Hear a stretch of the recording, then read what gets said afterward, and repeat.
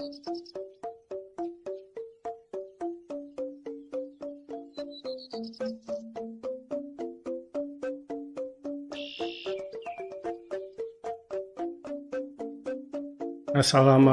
warahmatullahi wabarakatuh ya.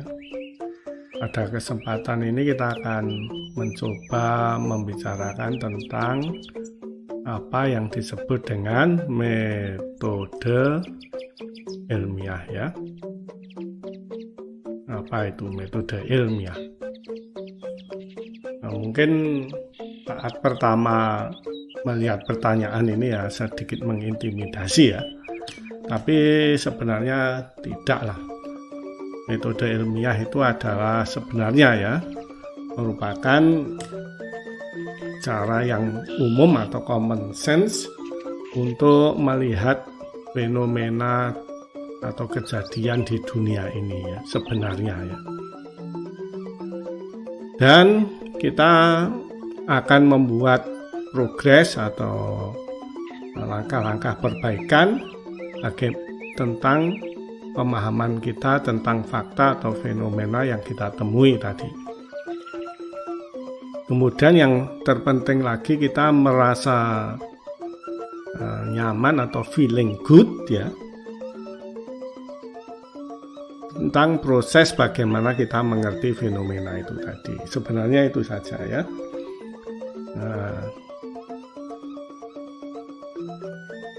Mungkin kita akan memulai dengan contoh nyata ya yang kita temui ya. Fenomena atau lebih jauh lagi fakta ya. Fakta itu adalah fenomena yang lebih kita amati lebih detail. Yaitu jika kita tinggal di daerah dengan 4 musim ya, kita akan menemui bahwa air di kolam ya ketika musim dingin datang itu dia akan lebih cepat membeku dibanding air yang ada di laut ya. Maka itu adalah ya kejadian atau fenomena atau fakta yang kita temui ya. Maka langkah berikutnya adalah tentu kita akan memberi penjelasan ya kenapa kok air kolam ini contoh nyata yang kita temui tadi membeku lebih dulu dibanding air laut ya. Alasannya bisa macam-macam ya. Dan kemudian nanti yang berikutnya alasan tadi nanti kita akan tes. Melihat hari itu maka alasan yang baik adalah alasan yang bisa dites ya. Itu merupakan hal pokok ya. Oke. Terus kemudian nanti tesnya akan menjelaskan alasan kita tadi benar apa tidak ya. Kalau tidak ya kita cari alasan yang lain yang nanti kita akan tes juga. Jadi yang terpenting yang pertama adalah ya, satu ya adanya fenomena atau fakta ya atau fakta yang kita amati ya di dunia ini ya kejadian di dunia nyata ya. Dalam hal ini, dalam kasus yang kita gambarkan di sini adalah fenomena faktanya adalah bahwa air di kolam ya mendingin membeku lebih cepat dibanding air di laut ya. Itu yang kita amati. Terus kemudian kita yang kedua adalah mencari alasan ya, reason ya. Biasanya reason atau penjelasan ya intinya ini. Ini biasanya menjawab pertanyaan kenapa ya. Banyak ya mungkin ya reasonnya bisa ganti Karena ya mungkin warna pulpennya, mungkin alasannya katakanlah air murni atau fresh water bahasa Inggrisnya akan mendingin lebih cepat ya, dibanding air garam misalnya. Mungkin alasannya begitu ya. Dan perlu dicatat di sini bahwa air murni mendingin lebih cepat dibanding, maaf ini air garam mestinya, dibanding air garam ya, dibanding air garam atau air asin akan mendingin lebih cepat dibanding air garam merupakan penjelasan atau alasan yang baik ya, karena bisa dites ya. Mungkin kita bisa punya alasan misalnya ya yang tidak masuk akal. Contohnya ada peri ya, melakukan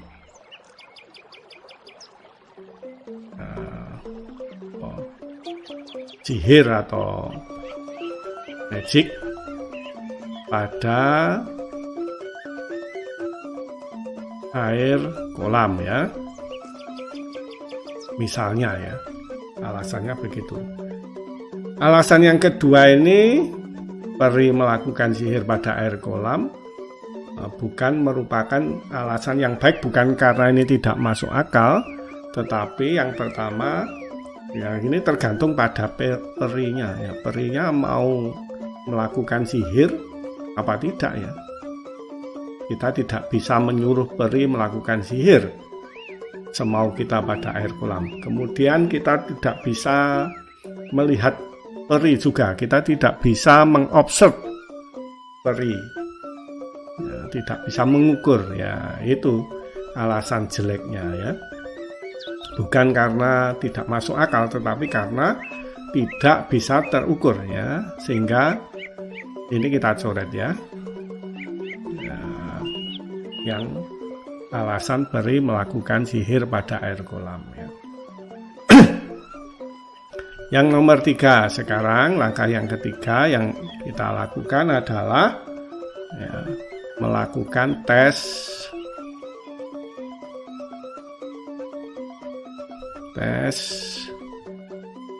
terhadap ini alasan, terhadap alasan. Ya, ini merupakan salah satu hal yang penting ya, penting bahwa kita bisa melakukan tes terhadap alasan ya. Alasan yang bisa dites itu biasanya disebut alasan kita ya, penjelasan ini disebut dengan hipotesa ya. Ya, ini hipotesa, alasan yang bisa dites ya. Kita kemudian nanti akan melakukan tes terhadap alasan yang kita buat ya. Ini tentu namanya tes ya. Jawabannya itu bisa ya benar, alasan kita bisa benar ya, bisa salah ya. Kalau benar ya berarti alasan kita tadi kita bisa menganggapnya adalah alasan yang benar gitu ya. Mendukung ya, mengkonfirmasi alasan yang kita buat tadi, mengkonfirmasi hipotesa. Kalau salah ya kita mencari alasan yang lain ya. Selain air murni mendingin lebih cepat dibanding air garam ya. Oke, kemudian berikutnya yaitu kita melakukan tes. Itu biasanya kita melibatkan apa yang namanya desain eksperimen ya, eksperimen desain. Eksperimen desain itu sesuatu yang merupakan hal yang kritis ya jika kita melakukan eksperimen nyata ya. Through experimental research itu biasanya desain eksperimen itu merupakan hal yang salah satu hal yang kritis. Misalnya ya, pertama biasanya ya kita kasih nomor 4 lah, yaitu kita melakukan prediksi ya. Prediksi ini contoh desain eksperimen desainnya. Misalnya prediksinya ya, air murni, misalnya ya prediksinya ya, air murni membeku pada 0 derajat ya. Sedangkan berdasarkan hipotesa kita tadi bahwa air garam membeku lebih lambat, maka prediksinya yaitu air garam belum ya kan? Kalau prediksi kita mengatakan bahwa air murni membeku pada 0 derajat, maka ya kita mungkin akan punya 2 gelas air itu ya. Yang ini adalah gelas yang pertama, itu adalah air murni. Mungkin ini gelas yang kedua adalah air garam ya. Ya, ada garam. Mungkin saya kasih gambar garam lah. Nah, ini ada garamnya. Kemudian kita bisa masukkan ya, sesuai dengan prediksi kita masukkan ke dalam kulkas, kita set suhunya 0 derajat, kemudian kita biarkan mungkin semalam suntuk, dan kita lihat besoknya apakah air murni membeku ya, seluruhnya membeku ya, membeku. Tentunya yang air garam belum membeku ya harusnya, kalau prediksi kita benar ya, prediksi yang kita buat benar. Maka kalau terbukti, maka ya alasan atau reason kita yang di sini nomor 2 ini adalah benar ya. Kalau air murninya membeku semua, kemudian air garamnya tidak, maka air murni mendingin lebih cepat dibanding air garam, ya ini pada 0 derajat Celcius ya. Air garamnya belum ya. Mungkin tidak ya, mungkin tidak menjawab, mungkin tidak 0 derajat, mungkin belum membeku semua ya. Artinya tidak menjawab penjelasan ini ya. Perlu ya diperhatikan di sini, karena hipotesa kita adalah air murni mendingin lebih cepat dibanding air garam. Kemudian prediksi kita air murni membeku pada 0 derajat. Perhatikan di sini yang berpengaruh hanyalah kadar garam. Maka variabel yang lain itu harus kita buat konstan ya. Misalnya volume airnya sama, wadahnya terbuat dari bahan yang sama. Kalau terbuka tidak ditutup ya dua-duanya tidak ditutup, dan seterusnya ya. Itu salah satu bagian dari eksperimental design ya. Selain membuat prediksi, yaitu membuat variabel yang lain tidak ikut campur dalam masalah kita ya. Terus kemudian ini adalah kita melakukan tes ya, yang kelima tadi. Ya, di sini. Kelima, tes. Melakukan tes yaitu dengan memasukkan ke dalam kulkas selama sehari yang diset pada 0 derajat. Seandainya tidak terbukti, maka mungkin bisa pertanyaan pada suhu berapa.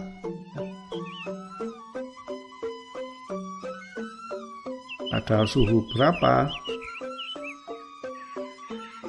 air murni membeku. Nah, karena mungkin di bawahnya 0 derajat ya, mungkin -1 baru membeku. Terus air garam -1 juga belum membeku ya, maka tetap menjawab ini ya, bahwa air murni mendingin lebih cepat dibanding air garam, tetapi bukan 0 derajat. Prediksi kita yang pertama tadi salah ya. Nah, mungkin pertanyaan bisa dilanjutkan, pada suhu berapa air garam membeku.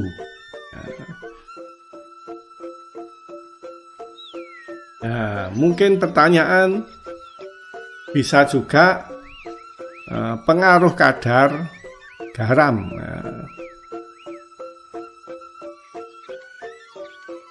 Garam terhadap titik beku. Nah, ini juga bisa juga ya, setelah kita memperoleh hasil dari tes yang pertama ya. Atau mungkin kita bagaimana pengaruh angin ya, bagaimana pengaruh ombak, yaitu kita tentu melakukan eksperimen desain yang lain ya. Ya, itu pokok intinya yang kelima, kita melakukan tes terhadap penjelasan kita yang didahului dengan prediksi. Ini yang merupakan eksperimen desain kita ya. Langkah yang keenam ini ya, itu biasa disebut dengan langkah yang keenam, yang ini pertanyaan-pertanyaan ini itu biasa disebut dengan refinement ya, atau ya nggak ada mungkin penjelasannya, refinement ya, lebih melakukan penelitian yang lebih detail lagi ya. Begitulah kira-kira jawaban dari apa itu metode ilmiah, dan kita sudah memberikan contoh nyata ya dalam kehidupan sehari-hari, dan kita membuat desain eksperimennya dan seterusnya. Ini adalah langkah-langkah ilmiah ya, 1-6 ya. Mungkin kalau Anda membaca buku yang lain, referen yang lain, langkah-langkah ilmiahnya itu berbeda ya, mungkin sedikit berbeda, tetapi pada intinya sebenarnya mengalah pada hal yang secara filosofi mengarah pada hal yang sama ya, seperti yang saya berikan pada contoh ini. Ada mungkin catatan ya dari seorang ilmuwan ya, yaitu Al-Hasan, nama panjangnya ya Hasan Ibnu Al-Haytham gitu ya. Dia dianggap sebagai salah satu bapak metode ilmiah ya. Al-Hasan itu kalau Anda baca di Wikipedia, bisa Anda browsing, dia itu sedang ingin belajar di Al-Azhar, Kairo, tapi kehabisan bekal, kemudian dia menulis di surat kabar atau harian ya, dan tulisannya itu menjadi metode ilmiah ya. Silahkan di browsing tentang Al-Hasan ya. Ini kata-katanya yang saya quote di sini adalah tugas ya, dari seorang yang meneliti tulisan dari ilmuwan, jika kebenaran adalah goalnya, ini yang perlu dicatat ya, yaitu jika goalnya adalah dia mencari kebenaran, dan mestinya harusnya metode ilmiah ini ya, kebenaran adalah goalnya. Kadang-kadang goalnya adalah dana bisa begitu kan. Nah, maka jika itu yang terjadi ya, jika dia menginvestigasi tulisan dari seorang ilmuwan yang lain adalah membuat dirinya, menempatkan dirinya sebagai enemy ya, atau musuh dari semua yang ada di tulisan itu ya. Itu penting ya. Waktu saya kuliah S3 di Australia dulu, itu namanya critical learning ya, CL ya. Critical learning, critical literacy namanya, maaf, bukan learning ya, critical literacy ya. Critical literacy itu adalah ini, kita mencari pustaka ya yang sesuai dengan topik kita ya, pustakanya, kemudian kita memposisikan kita sebagai enemy ya. Jadi kita mengkritik semua yang ada di tulisan itu from every side. Ini yang penting ya. Ya. Nanti dari CL ini biasanya kita melakukan critical literacy itu setahun ya. Dari berbagai macam jurnal, jumlahnya harus di atas, harus ratusan itu. Wajib. Maka setiap 2 minggu itu kita disuruh membuat critical literacy, itu sekitar 25 waktu itu. Berat sekali ya. Nah, nanti ditabelkan itu apa kritik kita terhadap tulisan yang sebidang dengan penelitian kita ya. Yang penting lagi ini adalah dia juga harus mencurigai dirinya sendiri ya. Jadi kalau tujuannya kebenaran ya, atau bersikap skeptik ya namanya ya. Saat dia melakukan CL ini, critical literacy, dia juga harus mencurigai dirinya sendiri ya, sehingga dia harus menghindari, nah, ini harus dihindari prejudice ya. Prejudice itu ya, kita sudah punya pendapat sebelum melakukan critical literacy ya, itu harusnya dihindari ya. Mungkin ya kita berpendapat, oh nanti kalau contoh ya, contoh yang nyata, kalau komposit ya, saya hilangkan ligninnya, permukaannya kasar, nanti ikatan mekaniknya lebih besar ya. Kita sudah punya pendapat dulu sebelum kita melakukan CL, itu tidak boleh ya seharusnya. Atau misalnya contoh, nanti kalau putaran dari misalnya kita melakukan friction stir welding, putaran dari tool akan meningkatkan suhu dan akan memperbaiki kekuatan tarik misalnya. Kita sudah punya pendapat dulu, itu juga tidak boleh ya. Atau kemudian contohnya pada nano coating, kalau pipa saya coating dengan A, nah, maka dia akan lebih baik dibanding dengan B ya. Kita sudah punya pendapat dulu, itu juga tidak boleh.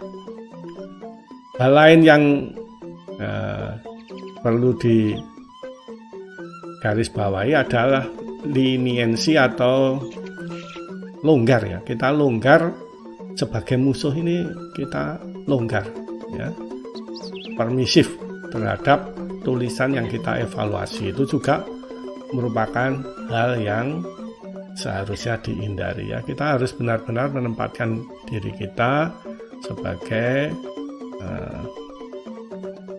musuh dari tulisan yang kita evaluasi.